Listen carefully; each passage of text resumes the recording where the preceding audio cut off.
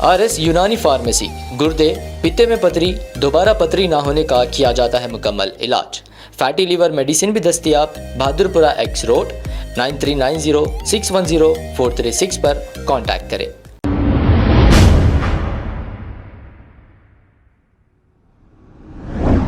अस्सलाम वालेकुम नाजरीन, 7H न्यूज सच को रखे आपके आगे। आसिफ नगर के इलाके झिर्रा में एक मशहूर दरगाह गंज शहीदा की बारगाह में एक अजीम व शान जलसा मुनक्किद किया गया है। आइए देखते हैं तमाम तफसीलात। वालेकुम वरहमतुल्लाहि वबरकातुहू।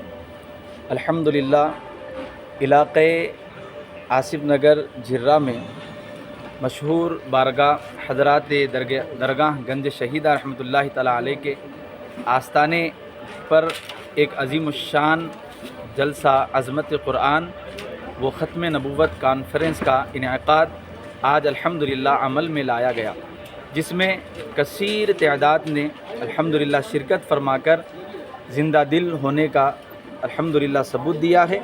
ये जलसा दारुल उलूम गंज शहीदा के तीसरे सालाना जलसे के मौके पर रखा गया था, जिसमें बैरूनी रियासत से तशरीफ़ लाए हज़रत पीर तरीक़त रहबर शरीयत हज़रत अल्लामा मौलाना सैयद कासिम अशरफुल जिलानी कचोचा शरीफ अल्हम्दुलिल्लाह शिरकत किए हैं और हज़रत क़िबला दामत बरकातुहुल आलिया ने बहुत ही प्यारे अंदाज़ में तरबियत फरमाई है और हुज़ूर पाक अलैहिस्सलातु वस्सलाम की आज़मत और आपकी शान रिसालत की झलकियाँ अवामुन्नास के दरमियान रखी और सूरे कौसर की पहली आयत इन्ना आतईना कल कौसर की आपने इल्मी और अवामी लिहाज से बेहतरीन तशरीफ़ फरमाई और आपने अवामुन्नास से ये गुजारिश की है कि जैसे दरगाह गंज शहीदा रहमतुल्लाहि तआला अलैह में दारुल उलूम चल रहा है,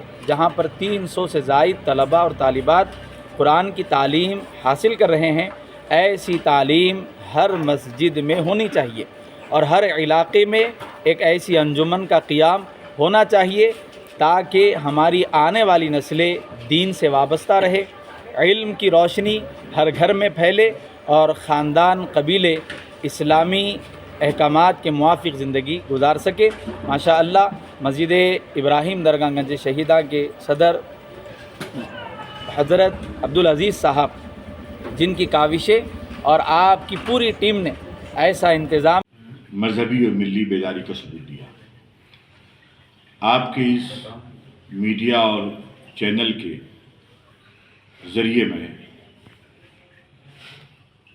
पूरे हिंदुस्तान खुसूसन अहले हैदराबाद को पैगाम देना चाहता हूँ कि इल्म जो है, एजुकेशन, ये हमारा बहुत बड़ा असासा है। कुरान पाक की